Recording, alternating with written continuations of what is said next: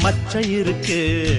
காக்கி சட்டை போட்ட மச்சான் களவு செய்ய கண்ணம் வச்சான். கண்ணம் வைக்க வந்த மச்சான் கன்னத்துல கண்ணம் வச்சான்.